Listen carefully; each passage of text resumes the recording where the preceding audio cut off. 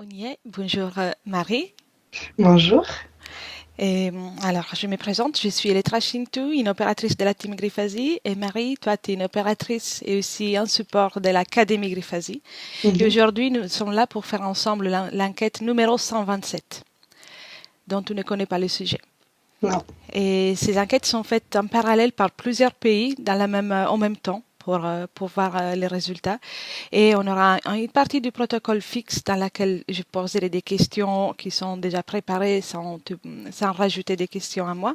Et Mhm. une partie du protocole libre après toutes ces questions dans lesquelles je pourrais te poser des questions.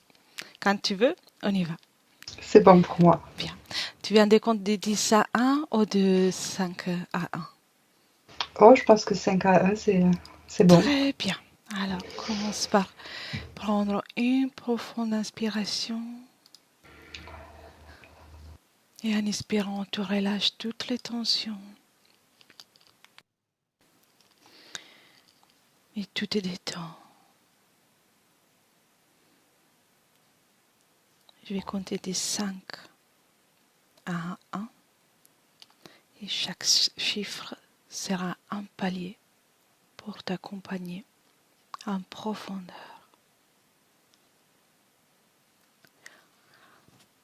5,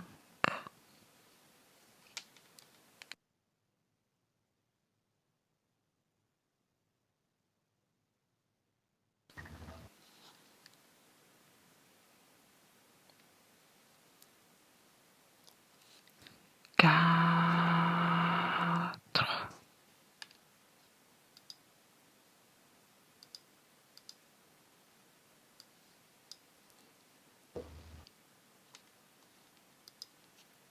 en profondeur, dans le calme.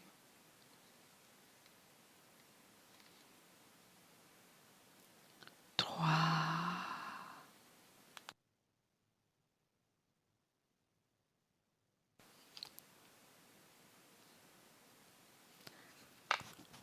2,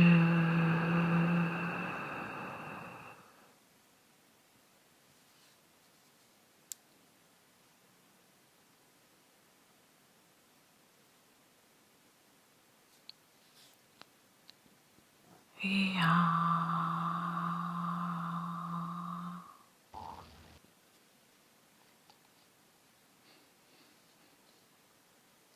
Je compte maintenant de 1 à 3 et à mon 3, tu te connectes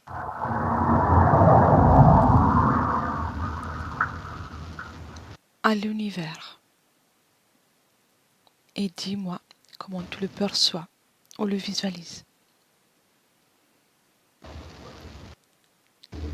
1,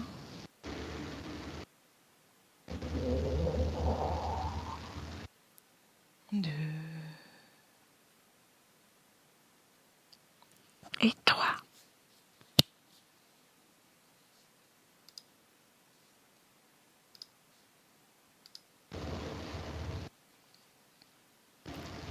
Dis-moi Marie. Je suis en plein milieu de l'univers. Donc, je vois les étoiles, les planètes, dans une atmosphère un peu noire, mais en même temps, c'est très lumineux. Je vois bien tout autour de moi. Oui. Veux-tu rajouter quelque chose? Non, c'est plutôt agréable. Très bien, très bien. C'est bien. Quelle est la taille de l'univers?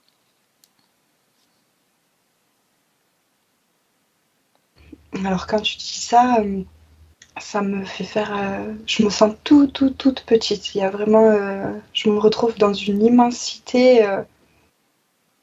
Et comme si on dézoomait sur. Comme si ça dézoomait sur moi et que ça faisait une grande perspective. C'est illimité. Oui, Plus je te parle et plus en fait ça grandit. L'espace se grandit, si je peux dire ça comme ça. oui. S'expanse.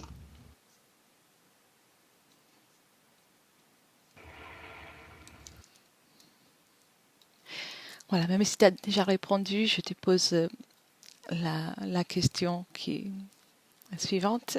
L'univers a-t-il une limite?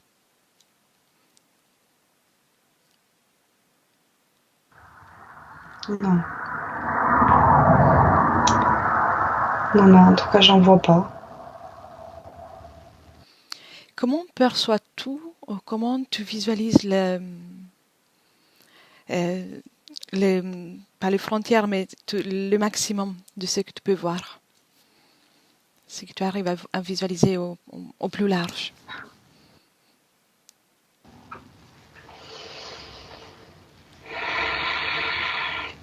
C'est c'est vraiment toujours... il n'y a pas de nord, il n'y a pas de sud, il n'y a pas de gauche, il n'y a pas de droite. Les directions n'existent pas, donc du coup, je vois pas de frontières. Euh, non, planète, astéroïde, enfin, éléments de la galaxie, de l'univers, mais aucune limitation dans ce que je vois. Très bien. Comment tu te sens à observer tout ça? C'est vertigineux, mais c'est plutôt cool, j'aime bien. Bien. Si tu as besoin de prendre de la perspective, de prendre un peu de distance ou de te reposer un peu, tu me dis. Mm. Existe-t-il qu'un seul univers? Oui, non ou en partie?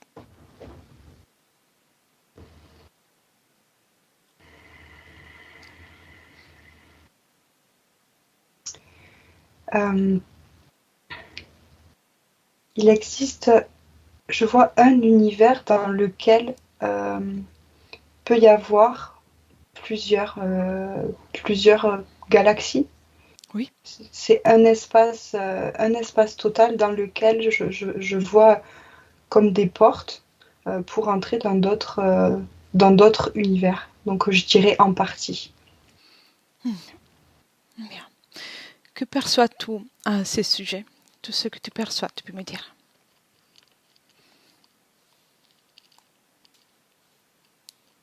Euh, je navigue et c'est comme si je vais vers un vortex qui ressemble à une porte. En tout cas, je ressens que c'est une porte, un passage pour entrer dans un autre univers ou espace-temps. D'accord.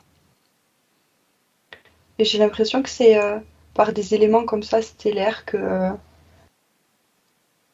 qu'on peut faire des passages d'univers à univers. Je vois aussi trou noir et je vois aussi euh, comme comme un portail, un trou de verre, je crois qu'on appelle ça comme ça. Oui,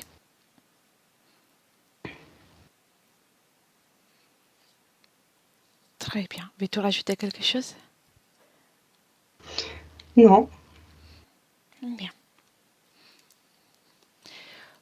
Les diverses caractéristiques de l'univers, entendues comme ses propres lois qui le constituent, peuvent-elles changer? Oui, non ou en partie?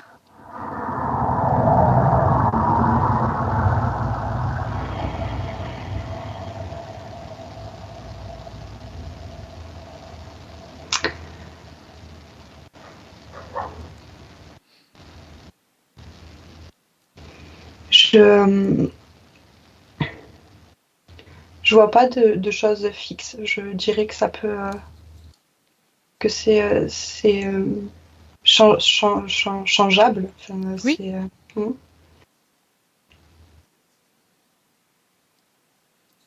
comment? Ah, oui, dis-moi, dis-moi. L'espace et le temps comme on le connaît sur la planète Terre et comme on peut l'identifier aussi scientifiquement parlant, moi je vois quelque chose qui est au-dessus, enfin pas au-dessus, mais qui est vraiment différent de ce que les êtres humains peuvent peut-être mesurer avec leur science. Oui.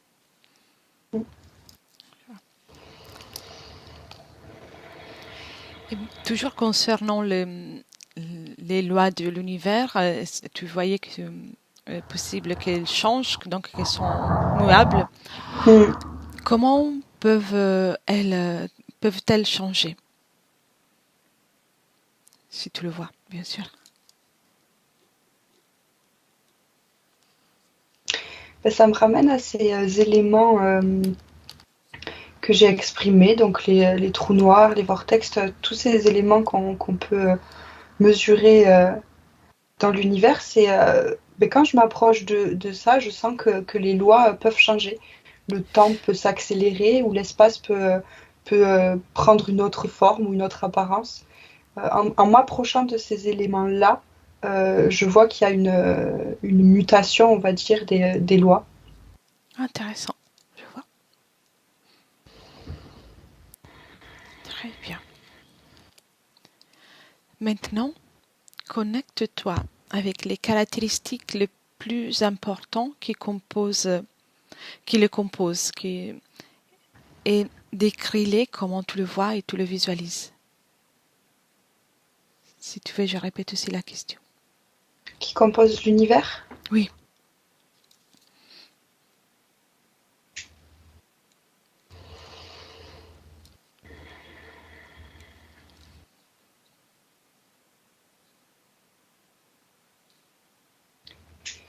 Ce que je vois en premier qui me paraît important, du coup, c'est vraiment cette immensité, euh, comme un peu l'océan, qu'on se retrouve un point au milieu de l'immensité. Euh, cette notion de direction, où il y en a, on se situe. En tout cas, je me situe dans un point, mais je pourrais pas dire s'il n'y a pas d'autres éléments autour de moi, je peux pas dire c'est un élément en face de moi ou à côté de moi, comme une planète où je vais pouvoir me situer à gauche ou à droite. Mais si je suis seule, je ne peux pas. La gauche, la droite, le haut, le bas, tout ça, ça n'existe pas. Ah, d'accord.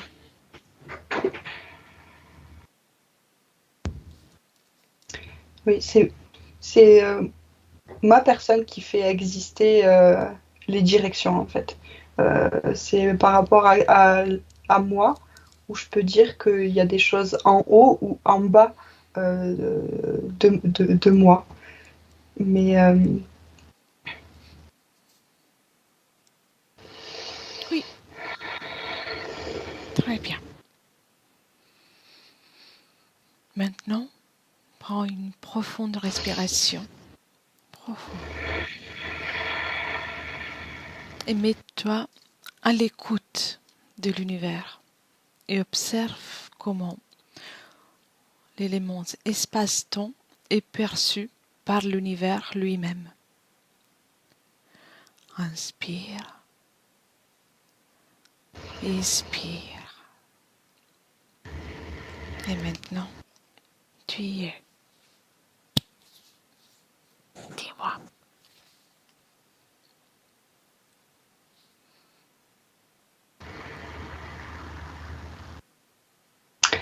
euh, je vois quelque chose de circulaire. Euh, c'est comme si j'étais sur une boucle,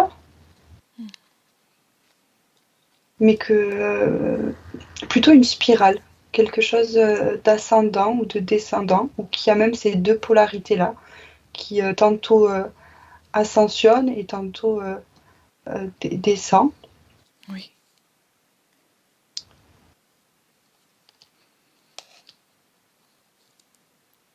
C'est, je ne vois pas quelque chose de linéaire, c'est vraiment un cercle, une spirale.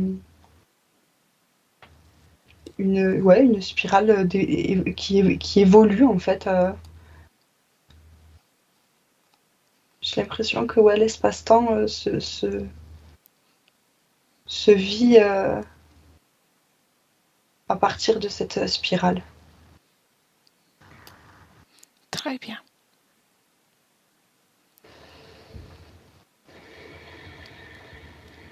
Je vais te rajouter quelque chose.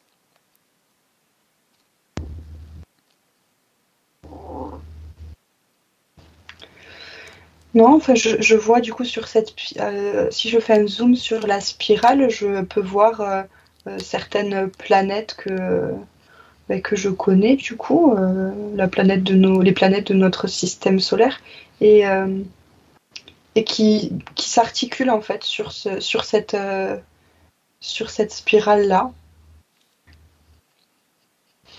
Mais non, c'est joli à voir. Très bien. Très bien.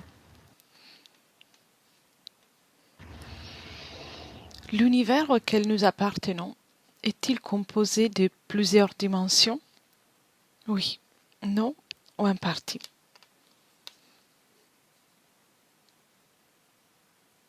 Oui. De combien de dimensions l'univers dont fait partie la planète Terre fait-il partie?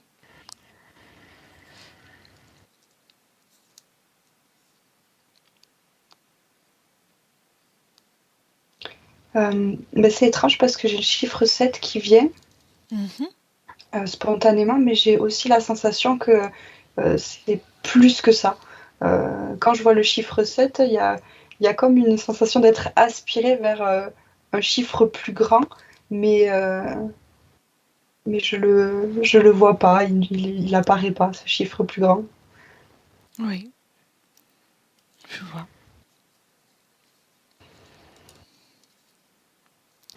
Veux-tu rajouter quelque chose? Ben, oh, je vois, du coup, ça m'a fait faire un focus sur la planète, et du Oui, coup, je vois comme je vois la planète ronde ben, on peut la voir euh, vue d'en haut, je vais dire ça comme ça, et je vois des couches, des strates, tant au-dessus euh, que en dessous. Euh, et c'est là où je vois les sept dimensions. ouais, oui, je vois. Très bien. Maintenant, tu peux déconnecter de cette information et dès que je compte de 1 à 3, à mon 3, tu régresses jusqu'au moment où s'est généré l'univers et tu me décris ce que tu vois. 1, 2 et 3.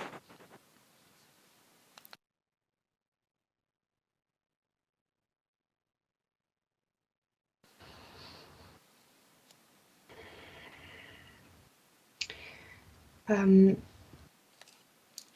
Ce que je vois, c'est du microcosme dans du macrocosme. Oui, Je peux parler de notre univers. Je vois la naissance de notre univers, mais pas de l'univers dans sa totalité. Euh, oui, Notre univers à nous, de ce que je vois, ça ressemble fortement à ce qu'on appelle le Big Bang. Je vois oui. des forces planétaires, je vais dire. En tout cas, je vois cette espèce d'éruption d'éruption. Ça fait un peu comme une détonation, euh, euh, comme, euh, ouais, comme du feu, je vais dire ça comme ça. Euh, Ouais. et c'est comme si cette éruption-là fragmentait. C'est cette fragmentation-là qui crée. Je vois une planète, par exemple, se créer ou des étoiles aussi. Euh, et c'est tous ces éléments-là qui vont créer l'univers dans lequel la Terre progresse. Observe maintenant comment tu vois que la vie a été générée dans l'univers.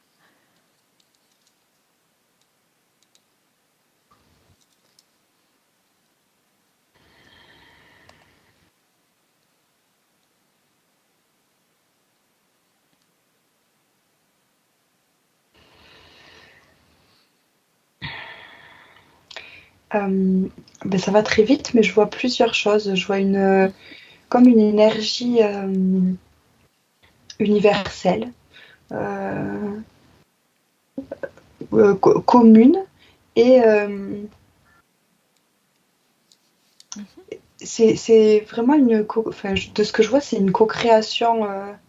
Euh, une co-création, c'est très compliqué à décrire, mais c'est en même temps comme si il y avait une seule énergie ou une seule conscience euh, Oui, à, à l'initiative de la vie dans l'univers. Et en même temps, je vois comme des petites particules qui, euh, qui sont quand même tout autour de cette conscience-là.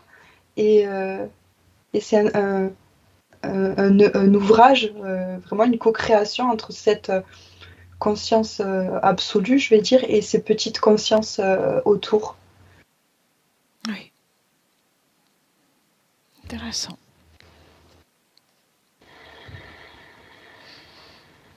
Qu'est- euh, Qu'est-ce qu'il y a à l'intérieur de l'univers? Donc, qu'est-ce que tu perçois ou qu'est-ce que tu ressens que l'univers contient? Euh, donc les éléments qu'on connaît, tout ce qui est planète, étoile, euh, vortex. Mais ce qui attire vraiment mon attention, c'est une force, une énergie qui peut prendre même des couleurs. Euh, je vois aussi des consciences, des des êtres vivant sur d'autres planètes aussi. Oui, C'est très habité, tant par des corps, euh, enfin, des corps physiques, ouais, je vais dire ça comme ça, que des corps subtils ou éthériques. Euh, ouais, on peut parler je peux parler de conscience. Voilà, je vois vraiment des êtres physiques et aussi beaucoup de conscience et d'énergie fréquentielle. oui, je vois. Très bien. De combien de formes d'intelligence est composé l'univers euh, auquel nous appartenons?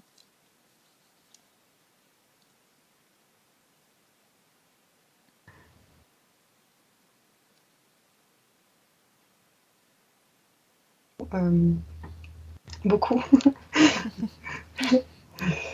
Euh, je vois que les planètes en font partie.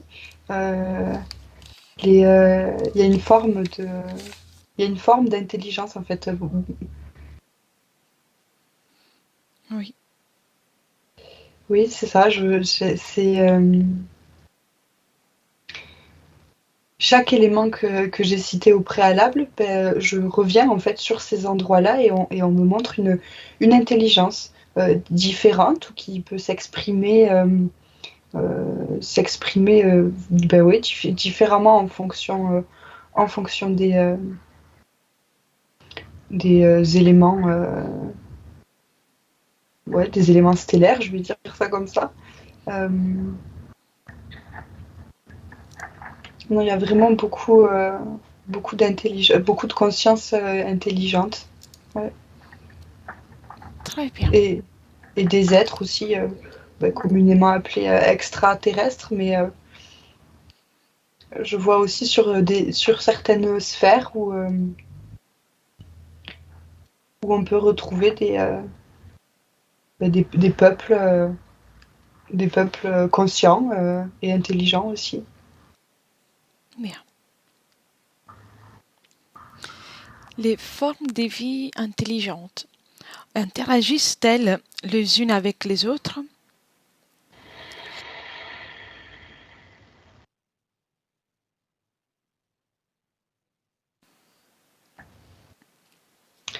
Euh, oui et non. D'accord. J'ai, je vois un cas précis où effectivement, je vois plusieurs peuples qui habitent sur différentes sphères ou même sur la même planète, je vais dire ça comme ça, mais dans des dimensions peut-être différentes, qui communiquent entre elles et qui ont même conscience les unes des autres. Et en parallèle, je vois une autre planète qui, euh, qui interagit avec elle-même. Il y a pas la conscience ou l'ouverture sur l'univers tout entier. Bien. On arrive à la fin du protocole, donc j'en profite pour poser les questions de la partie libre. Et quand tu observes cette planète qui ne communique avec le reste de l'univers, donc un peu plus renfermée, Mhm. est-ce que tu peux me dire quelque chose de plus? Euh, mais je les vois assez centrés, assez occupés ou préoccupés par leur propre vie. Euh, je les vois s'affairer à plein de petits travails quotidiens et à être vraiment euh, ouais, auto-centrés. Euh, je les vois comme la tête baissée et ça regarde pas trop les étoiles et ça prend pas trop conscience euh, de la connexion qu'ils peuvent avoir peut-être avec l'univers simplement en regardant les étoiles. Je les vois regardant leurs pieds. Euh, D'accord. Donc, ce sont les êtres qui n'interagissent pas avec la planète, c'est ça? Avec l'univers, pardon. oui, c'est ceux qui sont un peu renfermés sur eux-mêmes, en fait, préoccupés par leur propre vie. Mhm. Et la planète sur laquelle ils sont, a-t-elle une conscience dans ce cas précis?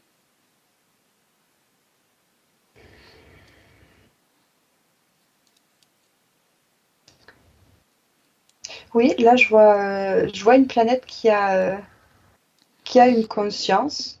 Et, mais je vois que la planète tend à elle-même déjà à évoluer. Euh, c'est mutable, c'est changeable en fait. Au Oui. moment là où on prend la photo, la planète est dans un stade d'intelligence ou dans un stade de conscience qui, euh, qui va changer. Qui va changer et je vois que ça fait du coup une connexion avec les habitants de cette planète-là où pareil, comme s'il y avait une syntonie entre l'intelligence et la conscience de la planète et du peuple qui habite dessus et que c'est ouais, une interaction. Les habitants peuvent accompagner, je vais dire, l'évolution de la conscience de la planète et vice-versa. Et la planète aussi impulse euh, une ouverture de conscience pour les habitants. Donc, C'est il y a très, une... Oui, dis-moi, dis-moi. pardon, c'est très connecté et interconnecté, planète et habitants. D'accord. Donc, il y a une interaction entre eux, mais pas avec le reste de l'univers. Oui. Et prends maintenant une autre planète ou dimension au hasard dans laquelle il y a plus d'interaction avec l'univers, juste pour l'observer.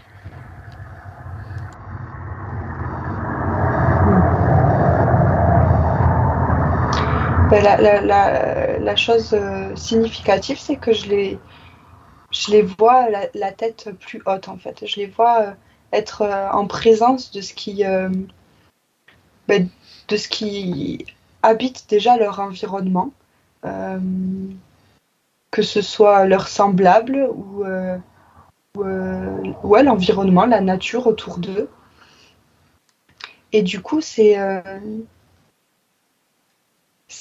pour eux comme logique qu'il y ait d'autres planètes habitées, d'autres consciences de l'univers. Donc, euh, je crois que je suis pas encore sur une planète qui communique ou reçoit des communications euh, extraterrestres, si je peux dire ça Mhm. comme ça. Mais déjà, je vois une conscience et un intérêt à ce qu'il y ait de la vie sur d'autres planètes et dans l'univers. Ils se sentent pas tout seuls. Oui, je vois, je vois. Mhm. Déplace-toi maintenant vers une planète dans laquelle il y a vraiment cette communication. Comme ça, on a les trois exemples, par exemple, si tu la trouves.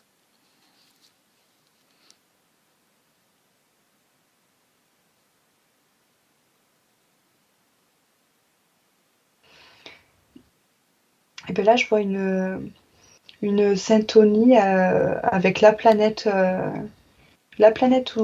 où ils habitent, eux, et les planètes extérieures à eux. Il y a comme, en tout cas, comment ça se symbolise dans ma visualisation, c'est comme des canaux pardon, énergétiques euh, entre un être. Là, je vais prendre l'exemple d'un être. Je vois comme s'il avait un canal énergétique au-dessus de sa tête qui le connecte avec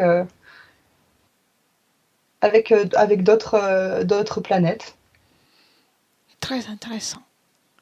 Et j'ai l'impression que la communication peut se faire énergétiquement, particulièrement ouais, sur la fréquence, en fait, télépathiquement aussi. Ah, peu importe quelle distance physique, tout- toujours si cela existe, si c'est pas une notion qu'on a ici sur Terre. Oui, oui, c'est ça, il y a pas cette notion physique, du coup, c'est comme s'il y avait toujours une proximité, en fait. La télépathie traverse le temps et l'espace, si je peux dire ça comme ça. Oui, je vois. Euh, on a vu ces trois cas différents. On peut parler en tout cas d'êtres, d'espèces, des êtres qui sont toujours évolutifs, non? Mm. Qu'est-ce qui fait cette différence de communication, oui, de perception de l'univers?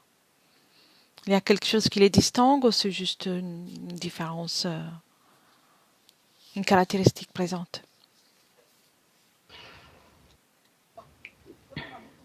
Ce que je vois, c'est comme une grande école. Et, euh, et c'est comme si la première planète était symbolisée la maternelle, les premiers apprentissages, Mhm. que la seconde planète symbolise l'élémentaire, là où on commence peut-être un peu plus à pratiquer.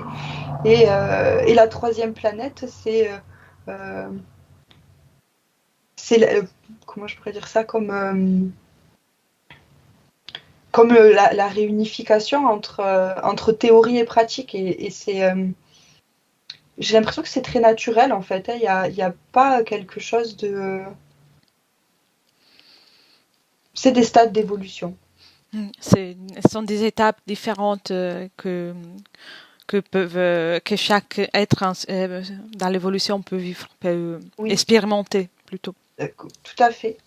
Tout à fait. Et Parfait. quand tu dis ça, c'est comme si je voyais la planète qui était en communication avec l'extérieur, comme si elle avait déjà, elle était déjà passée par cette étape de centrer un peu sur soi, puis après on prend conscience qu'on n'est pas seul, pour enfin communiquer avec la galaxie. Très bien. Tu peux déconnecter de ça.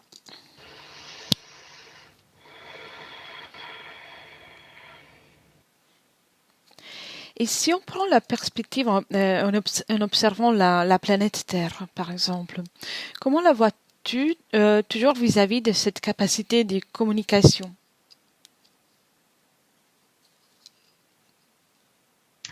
Eh bien, c'est très intéressant. Je la vois, pour reprendre les trois exemples, je la vois Mhm. entre la deuxième planète et la troisième. Comme en transition entre ces deux planètes-là. Euh, euh, j'ai l'impression que la conscience collective des êtres humains euh, amène cette ouverture aux communications avec des formes intelligentes venues d'ailleurs. Très bien. Ah, c'est intéressant. Bien. Tu peux déconnecter de ça aussi. Déconnecte.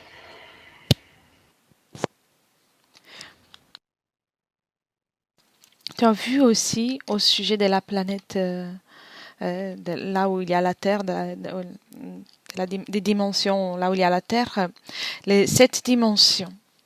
Tu voyais la planète avec les 7 dimensions autour. Mm. Est-ce que tu peux me dire quelque chose de plus? Cette dimension, quelle est la caractéristique de chacune?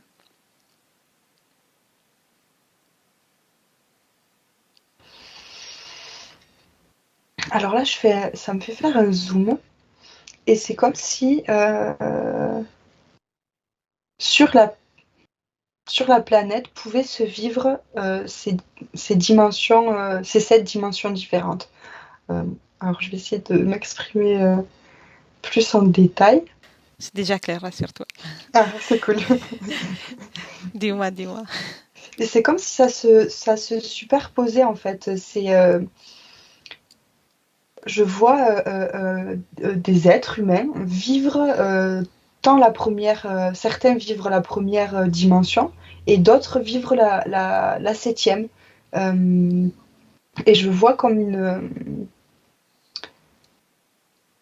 ça me ramène à l'histoire de la conscience en fait. Ouais. C'est la conscience qui nous fait vivre dans l'une ou l'autre de ces 7 dimensions-là. Mais elles cohabitent, elles coexistent sur une même planète. Hmm. Donc, il n'y a pas une différence. On ne doit pas rejoindre un lieu différent. C'est juste un état d'esprit, un état de conscience que chaque être Oui. expérimente, que ce soit végétal, animal ou humain aussi. Mm. D'accord. Très bien. C'est intéressant. Ça mériterait une investigation. Eh bien. Tu peux déconnecter de ça, Marie? Bien. Comment tu te sens? Très bien. Assez curieuse aussi d'entrer plus en profondeur dans certains points qu'on a pu survoler. Ah oui.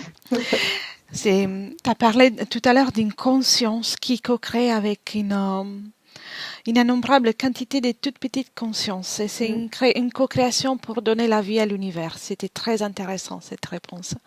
Est-ce que tu veux dire plus?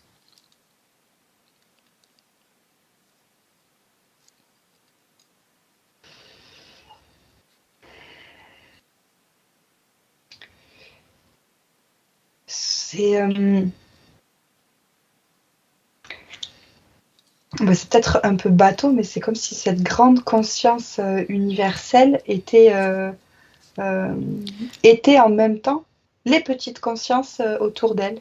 Euh, Comme si c'était le vaisseau mère, je vais dire ça comme ça, et je vois toutes ces petites étincelles se détacher du vaisseau mère, mais c'est un bout, c'est une facette de cette grande conscience, de cette grande énergie, de cette grande fréquence universelle. Oui, je vois. C'est oui, c'est toujours la même. C'est une autre façon de se manifester de cette grande conscience. Mm. Et forcément, il y a une volonté pour générer cette co-création. Peux-tu la ressentir, capter de quelque sorte? Quelle est cette volonté? Ouais, le premier mot qui me vient, c'est l'expérience. C'est Mhm. la volonté d'expérimenter, ouais, l'expérience. Oui.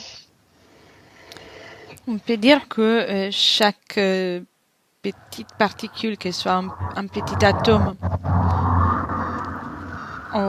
ou une planète, fasse partie de la même conscience. Oui. Bien, donc tout est bien relié. Oui, quand tu dis ça, c'est comme si du coup je faisais un zoom sur une petite particule que je voyais de loin.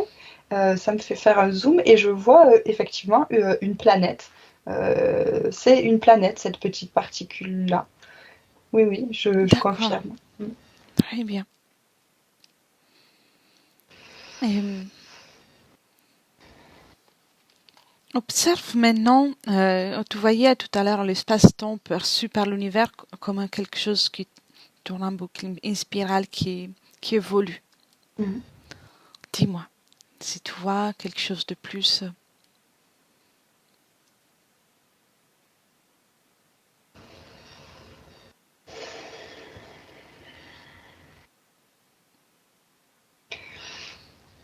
Je vois rien de plus. Je vois vraiment cette spirale qui peut elle-même tourner sur elle-même, si je peux dire ça comme Mhm. ça. Euh, et je vois aux deux extrémités de la spirale une partie descendante et une partie ascendante. Très bien. Il y a un endroit où vont terminer les deux parties extrêmes de la spirale? Ou ça revient au même endroit? Ben, quand tu dis ça, c'est comme si effectivement la spirale elle-même crée, je la vois se reconnecter. Les deux extrémités se relient. Euh, Au départ, je la voyais à l'horizontale, vraiment à l'horizontale, juste tourner sur elle-même. Mais dès que tu m'as demandé de regarder la terminaison des extrémités, en fait, il y en a pas. Ça se connecte et c'est ouais, une spirale en cercle. Ah oui, c'est intéressant. C'est peut-être compliqué à concevoir pour nous que sommes dans la 3D avec le temps linéaire, mais Mm. et, et si tu observes un peu, prends de la perspective, euh, est-ce que le temps est perçu dans différentes sortes par les différents endroits de l'univers?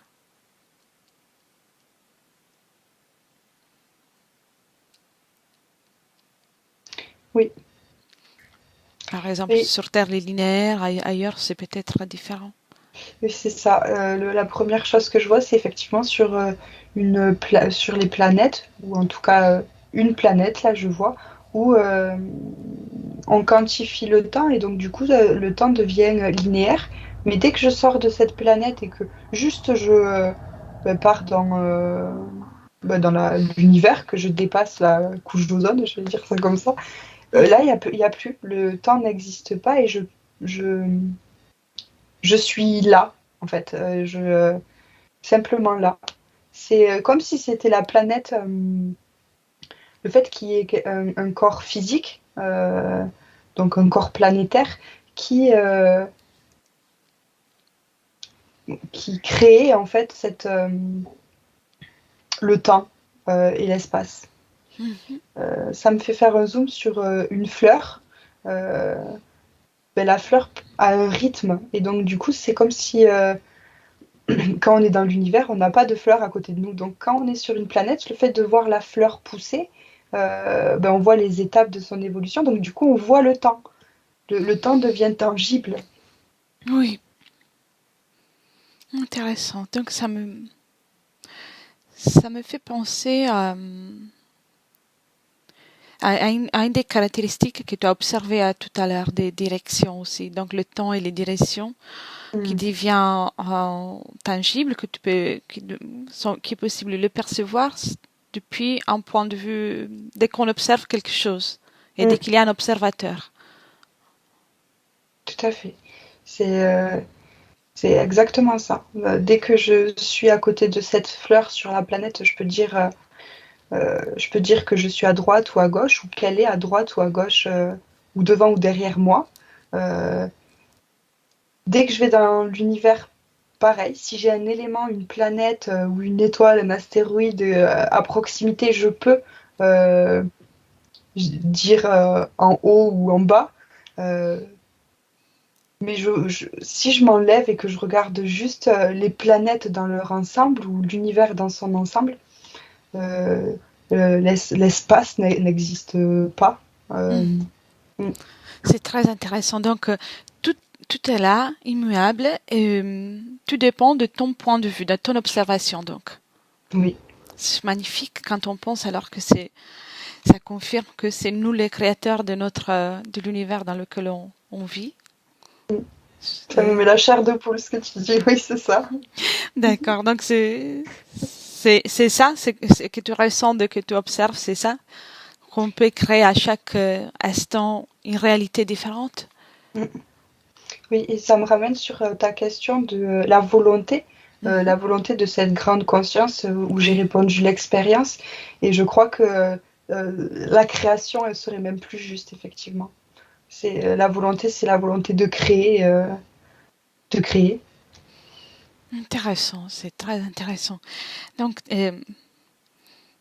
en parlant de ça et de cette conscience, de cette grande conscience qui en réalité est toutes les autres petites qui sont à l'intérieur, donc nous tous aussi, Mm. observe de ton point de vue, bien sûr, si dans la création qui est déclenchée, il y a un objectif ou il y a une totale liberté.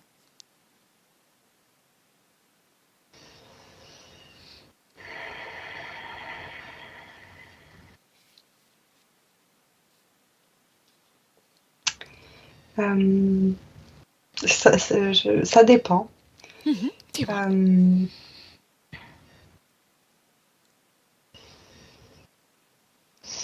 Euh, euh, alors, je vois effectivement un libre arbitre, une totale liberté de créer notre réalité. Mhm, Et en même temps, je vois comme ces fameux plans de conscience qui va peut-être limiter en fonction de l'étape dans laquelle on se trouve. Il y a comme une structure, je vois quand même comme une structure autour. Euh, je pourrais parler, tu vois, de béquilles un peu pour s'appuyer, pour se repérer, afin d'apprendre à marcher. Et une fois qu'on apprend à marcher, la liberté créationnelle s'ouvre à nous, mais j'ai vraiment la sensation que c'est lié vraiment à la conscience de l'être, en fait. oui, donc chaque étape est permise par, selon le niveau de conscience, des compréhensions. Oui, oui, j'ai vraiment une personne, je vois une personne consciente, à un certain niveau de conscience, qui a vraiment, du coup, conscience de son potentiel créatif, en fait. Et donc, euh, où même le temps et l'espace n'existent plus, il y a une forme une rapidité de manifestation dans son champ, dans son espace à elle, que je ne vois pas quand je me connecte à une personne un peu dans un autre plan de conscience, euh, où là, la personne se sent plus soumise aux lois du temps et de l'espace. Je sais pas si c'est clair. Oui, Oui, très clair, je vois tout à fait. En tout cas, la liberté des créations, c'est un potentiel pour tous, bien sûr, selon oui. cette loi des niveaux de conscience qui permet d'accéder aussi à la conscience de pouvoir créer. Donc, Mm. ça va ensemble.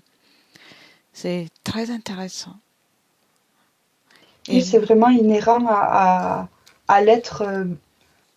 Alors, je ne vais pas dire à l'être vivant parce que je vois que c'est vraiment. Je vois pas le même potentiel créationnel pour les plantes ou les animaux mhm, que pour les êtres euh, à conscience individuelle. J'ai l'impression que ça fait un parallèle. Les êtres humains sont connectés à une conscience individuelle, alors que les animaux et les plantes, je les vois plus connectés à une conscience collective. oui, je Donc vois. c'est pas le même pouvoir créationnel, mais du coup, pour parler des êtres humains, ou des êtres qui peuvent ressembler aux humains, on a tous ce pouvoir, enfin, ce potentiel créationnel et individuel. Mm. Très bien, très bien. Intéressant. Et on a regardé aussi les lois de l'univers et tu voyais que c'est dans les trous, dans les vortex, c'est dans cet endroit-là que tu voyais la possibilité de mutation de lois. Mm. Et est-ce que cela est aussi un lien avec le niveau de conscience des personnes? Donc, une personne se retrouve vis-à-vis d'un changement de loi, on voit qu'il y a un changement de conscience. Une personne, un être en général. Je ne sais pas si j'ai bien expliqué. Je crois. Je crois que j'ai compris.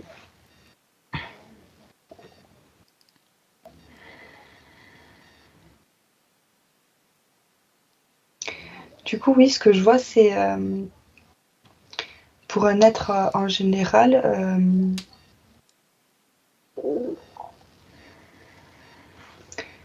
je sais pas, c'est comme si c'était tu me diras si je réponds à ta question, mais c'est comme Oui, si effectivement je vois quelque chose d'assez. C'est un rythme naturel qui va amener un changement une évolution de conscience, plus qu'un changement en fait, une mutation ou une transformation de conscience. d'accord. Oui. Et est-ce qu'il y a une interaction à ces moments-là avec un vortex ou un trou noir ou oui, quelque chose, une énergie particulière qui change, qui déclenche ce changement? Ou la création qui montre le changement aussi. Donc ça peut être les deux, dans les deux sens. Oui, ben, ça me ramène à cette interconnexion entre le microcosme, donc l'être humain, Mhm. et le macrocosme. Donc, effectivement, je vois comme si la planète, à un moment donné, pouvait s'approcher d'un vortex ou d'un trou noir, ou en tout cas euh, d'un élément comme ça, et que bah, du coup, au même moment, il y a cette interconnexion entre les êtres humains de la planète et le vortex, et du coup, il y a une transmission d'informations, ouais, une transmission. Ouais, je vois des connexions, je vois des canaux en fait qui se touchent et qui s'auto-influencent en fait les uns les autres. D'accord. Donc, alors l'influence est peut-être donnée par les vortex ou ces formes d'énergie, ou, ou est créée par les êtres qui créent ces vortex et ces formes d'énergie. Ça, ça peut aller, oh, ça peut aller dans les deux sens. Je ne sais pas si je me suis expliquée.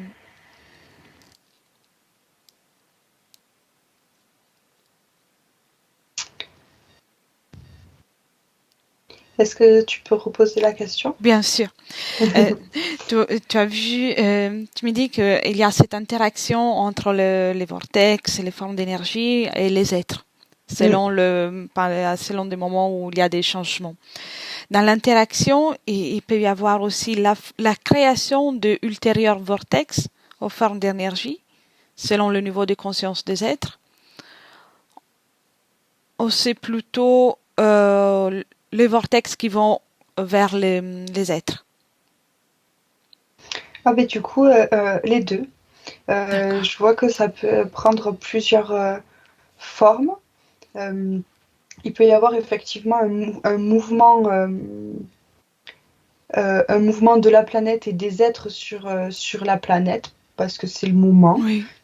qui va effectivement attirer euh, l'énergie ou se rapprocher d'une énergie du vortex et qui vibre en fait sur la même fréquence, comme pour se pulser mutuellement dans ce passage, dans cette transition à une nouvelle fréquence ou à une nouvelle conscience. Mais tant aussi, ça peut être aussi le vortex qui, euh, qui va être, entre guillemets, initiateur de l'évolution de conscience de la planète et des êtres vivant dessus. C'est, Oui, ouais, je y a vois. pas, je vois pas une recette bien précise. Ça peut vraiment prendre plusieurs formes. Intéressant. C'est c'est très intéressant. Et si tu observes sans t'y connecter, juste observatrice un de ces vortex, quelles sont les informations que tu peux recevoir? Euh, je vois le mot pulsation. Mhm.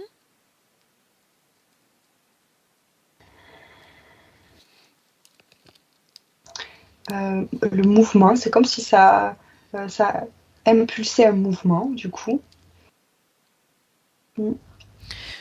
C'est comme des cœurs, des battements de cœur partout dans l'univers qui déclenchent une génération, comme pour prendre la place des générateurs d'énergie. Oui, oui, effectivement. C'est pulsation de cœur, respiration aussi. Ça me fait vraiment penser effectivement au corps humain. Ça. Mm, Comme s'ils pouvaient être des vaisseaux sanguins ou le cœur qui alimente tout le reste de l'univers. complètement, oui. Intéressant. Très intéressant. Bien. Je poserai des questions jusqu'à demain, mais on aura d'autres protocoles. Ça, c'est un premier protocole, donc je te propose de revenir. Dis-moi Mm. s'il y a quelque chose qui attire juste ton attention, si tu veux souligner quelque chose que tu vois en particulier. Non, ta dernière phrase sur les vaisseaux sanguins qui alimentent Mhm, l'univers me fait prendre de la perspective et, mhm. euh, Dis-moi, et dis-moi. me montre ça en fait, comme si notre corps humain était une superbe représentation de l'univers. Euh, Oui. et qu'on pouvait se servir de notre corps humain pour un peu comprendre les lois de l'univers ou comment l'univers interagit avec ses propres organes. Euh, ça fait une jolie superposition Tu as raison. du microcosme et du macrocosme. Oui, j'allais dire la même chose. On revient au concept de microcosme et macrocosme. Oui. Magnifique. Magnifique. Donc, on est tous des petits, ou des grands peut-être, univers. Mm. Et parfait. Alors, prête pour les retours? Oui. Bien. Alors, Marie, commence par déconnecter. Tu déconnectes complètement et tu reviens dans tes énergies à toi, complètement déconnecté. Et avec le 1, tu continues d'intégrer, de réintégrer ton corps et tu profites de ressentir toutes tes énergies à toi et tu profites aussi de moduler les fréquences selon ton plaisir, avec une fréquence qui t'affectionne le plus. La joie, le bonheur. Et tu es complètement dans ton corps, complètement présente. Avec le 2 maintenant, tu réactives ton corps aussi. Et avec une joie de vivre, tu peux commencer déjà à mouvoir tes mains, tes pieds. Et tu te sens de mieux en mieux, complètement régénéré après ce voyage.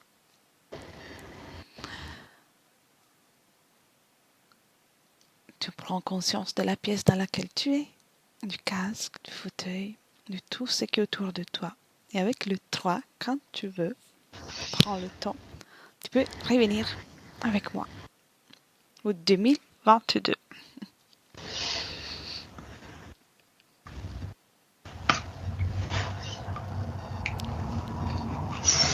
Bienvenue.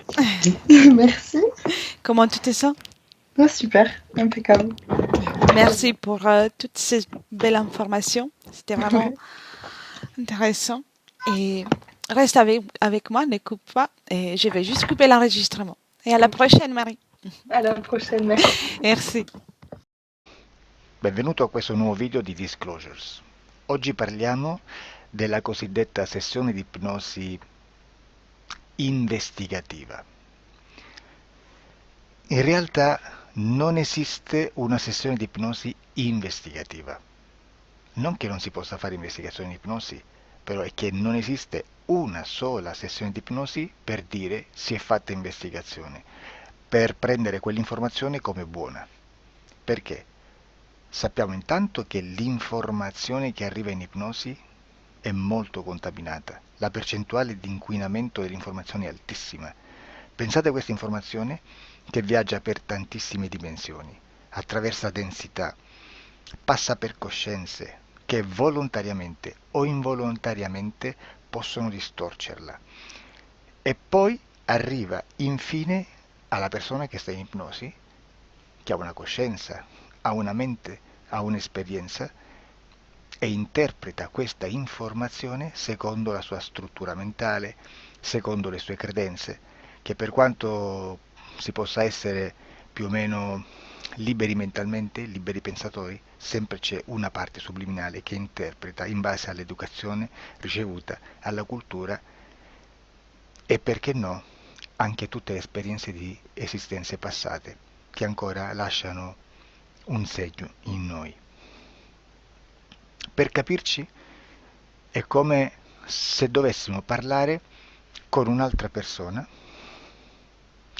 immersi nell'acqua, a qualche metro di distanza, cercando di utilizzare un mezzo, che è quello della corda vocale, che è fatto per produrre suoni da trasmettere nell'aria. Noi stiamo utilizzando questo strumento per far passare un'onda sonora nell'acqua o in un liquido. Chiaramente il suono viene completamente distorto, sempre ammesso che sia per il nostro corpo facile e non difficoltoso poterlo fare senza avere dei problemi come ingurgitare acqua o eccetera. Ma non solo.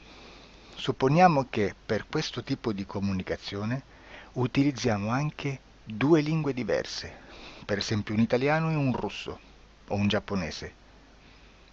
Per quanto possiamo anche interpretare il labiale, non possiamo capire quello che ci sta dicendo, perché la lingua è diversa. La lingua, diciamo, da dove parte l'informazione a dove arriva è completamente diversa, è il codice. Il linguaggio è diverso, ma possiamo anche cercare di capirci attraverso i gesti, attraverso le espressioni facciali. Per quanto sia ipoteticamente facile poterlo fare sott'acqua, però non dobbiamo dimenticare che l'acqua non è l'aria e può distorcere l'immagine, ma non solo. Dobbiamo anche pensare che l'altra persona, che parla un'altra lingua, che viene da un'altra cultura, potrebbe interpretare i segnali che noi interpretiamo come X in Y. Per noi un sì è abbassare la testa dall'alto verso il basso, per esempio, sì, e il no da sinistra verso destra, no. In alcuni paesi orientali, come le Filippine credo o qualcun altro, utilizzano esattamente gli stessi segni, ma al contrario. No, sì. Immaginate due persone di queste due culture che stanno cercando di comunicare in maniera così difficoltosa e alla fine non gli rimane altro che interpretare il linguaggio corporale. Sì, che per l'altro invece no. Cosa voglio dire con questo esempio estremo? Che l'informazione da dove parte a dove arriva viene completamente deformata.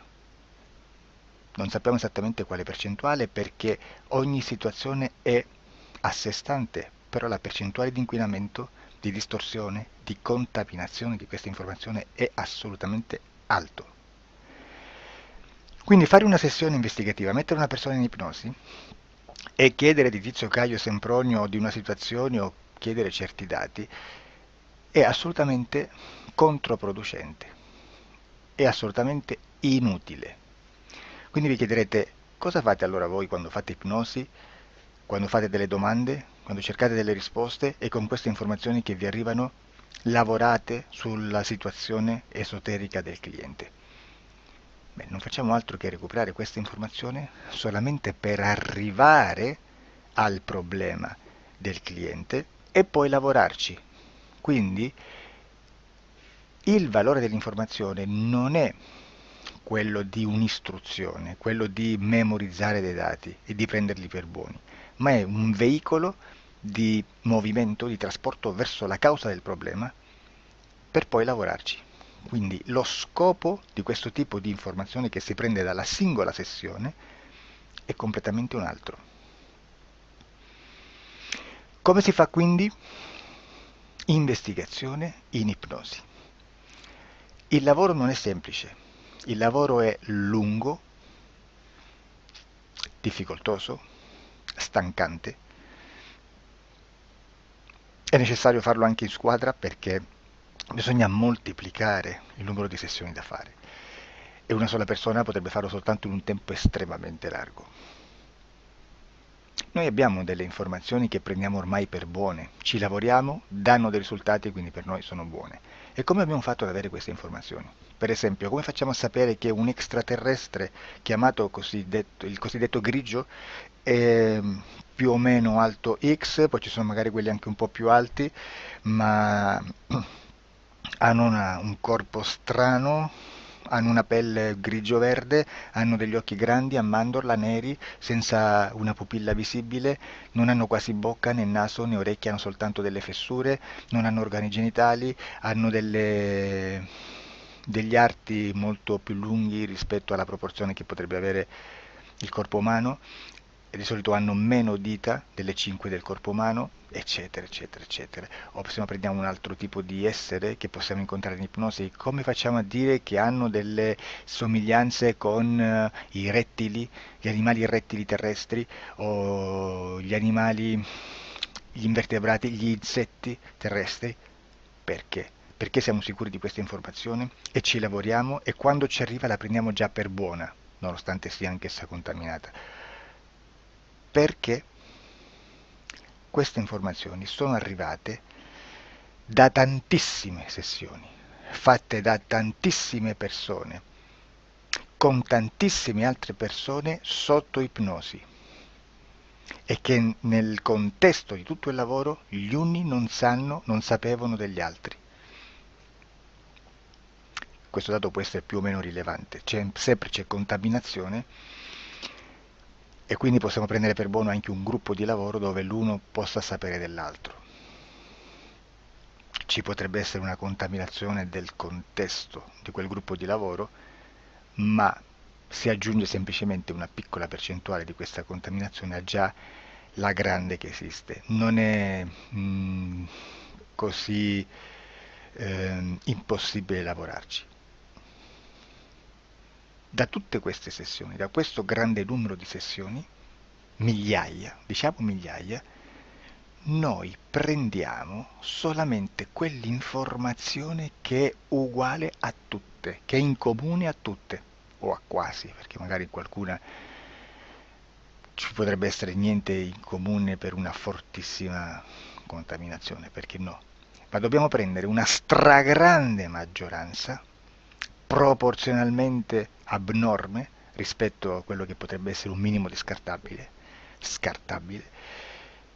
e lì possiamo prendere per buona questa informazione. Quindi se noi su 10.000 persone diverse, con operatori anche diversi, in cui in ogni sessione vediamo un essere che più o meno ha le stesse caratteristiche del grigio o dell'insettoide, a forma di mantide religiosa, o il rettile a forma di lucertola, per esempio, di serpente o di quello che sia, o se vediamo il pianeta Marte più o meno di colore rosso, o se vediamo dei sotterranei eterici, non fisici, nel sottosuolo terrestre, soprattutto sotto le grandi città, dove c'è concentrato molto potere, molta energia di questo tipo, e che più ne hai più ne metta. Se vediamo degli impianti che hanno certi tipi di funzioni, certi tipi di forme in certe parti del corpo, e questa informazione la ritroviamo tutta o quasi in tutte le sessioni fatte, eseguite, realizzate da tanti anni a questa parte, significa che quella è una informazione affidabile. E vi posso garantire che stiamo parlando di una percentuale bassissima. Su un 100% staremo, credo, forse più in basso di un 2-3%. Immaginate, tutto il resto è spazzatura, è informazione spazzatura. Sì, spazzatura.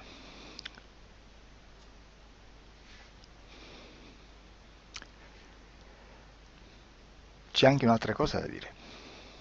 Supponiamo che un operatore faccia un'ipnosi e voglia andare a vedere cosa fa Tizio, cosa fa Caio, cosa fa Sempronio. Arrivano delle informazioni e si dice che Tizio è biondo, Caio è zoppo e Sempronio è uno sportivo. Intanto già abbiamo detto che una sessione soltanto non serve, d'accordo? Ma poi c'è da dire che una coscienza, un essere, in ambiente subliminale, la sua parte subliminale potrebbe non dare autorizzazione a questa fuoriuscita di informazioni. Mi potreste dire, e allora tu quando chiedi agli esseri cosa fanno, cosa non fanno? Beh, intanto la prendo sempre con le pinze perché abbiamo sempre detto che tutto è molto contaminato e mi serve solo per dirigermi da una parte. Ma c'è anche da dire che se un essere interferisce con l'altro, ha aperto un canale di comunicazione a cui non può ovviare, a meno che non lo recida, non lo annulli. Quindi quando io faccio la domanda a un essere, se lo faccio attraverso l'interferito, mi arriva l'informazione per un canale aperto che sottostà alla volontà dell'interferito. Sulla volontà dell'interferito parleremo in un prossimo video disclosures. Però, se io voglio fare un'investigazione sopra Tizio, Caio e Sempronio che non hanno nessun collegamento, nessuna interazione e nessuna interferenza con il soggetto con cui io sto realizzando l'ipnosi, non è detto che mi arrivi questa informazione. Assolutamente. Potrebbe esserci completamente un muro. Come potrebbe esserci informazioni perché quell'altra parte potrebbe autorizzare comunque. Ma non è detto.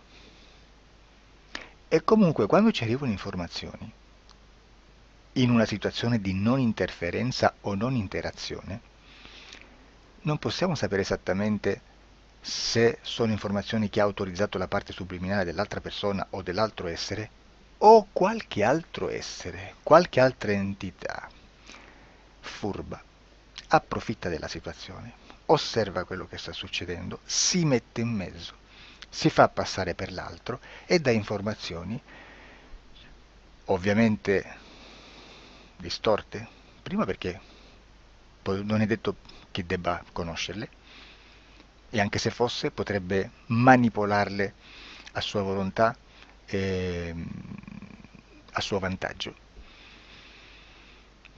E quindi immaginate che situazione ridicola ci si viene a trovare, in quale situazione ridicola ci si viene a trovare in questi casi. Da qui si vede quando un operatore riesce a utilizzare l'informazione in ipnosi come per lavorare su un soggetto. Da qui l'osservatore attento delle sessioni di ipnosi riesce a capire se quell'ipnosi è un'ipnosi affidabile, un'ipnosi con un livello di informazione certa, con una alta percentuale di informazione certa. Non vi nascondo che in futuro potrei anche impostare un lavoro per decifrare che livello di certezza di informazione c'è in un'ipnosi, analizzandola e spiegando il perché, spiegando i meccanismi di analisi di un'informazione in ipnosi, che poi anche è molto istintivo. Supponiamo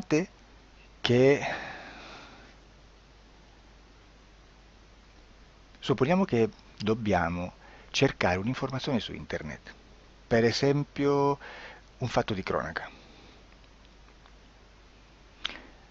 Voi preferite mettervi su un sito ufficiale? A caso. L'ANSA in Italia, ADN Kronos, qualche telegiornale che per quanto possano manipolare l'informazione ad alti livelli, comunque possiamo dare affidabile la fonte dell'informazione che viene trasmessa. Non possono trasmettere una bufala sicuramente. Verrà sicuramente manipolata ad altri livelli.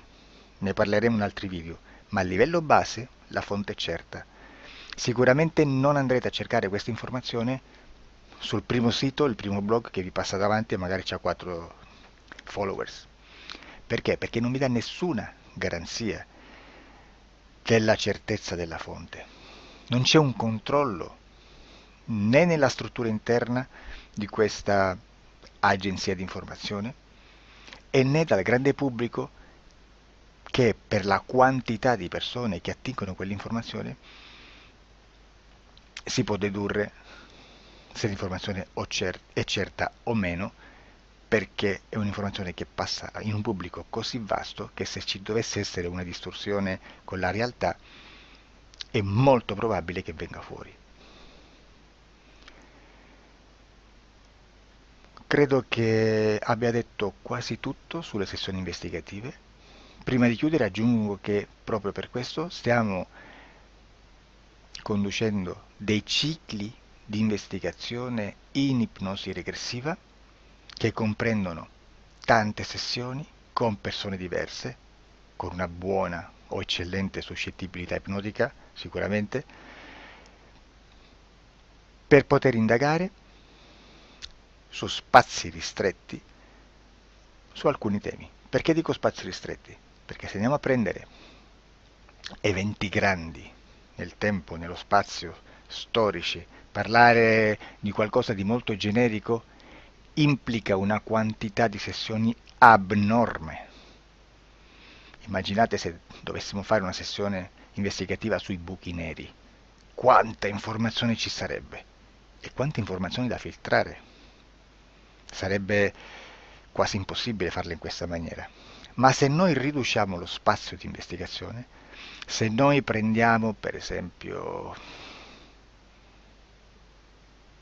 investighiamo sulla pedofilia nella Chiesa Cattolica, ecco, se già restringiamo il campo d'azione è molto più facile che possiamo attingere informazioni affidabili, presuntamente affidabili, con un numero di sessioni sicuramente alte, ma ridotte rispetto ad altri tipi di sessioni molto più generiche, su temi molto più generici.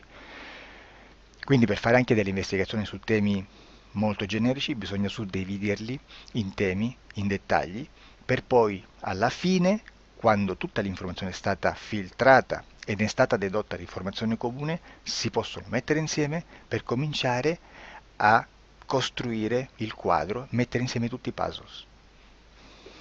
Questo è il vero senso dell'informazione in ipnosi, quando si fa ipnosi investigativa. La sessione per risolvere una problematica, un problema, con una presunta origine esoterica di un cliente, di una persona, è un'altra cosa, sono altri metodi, altre tecniche e l'informazione si usa in un'altra maniera, ha un altro scopo. Grazie, ci vediamo al prossimo video. Disclosure.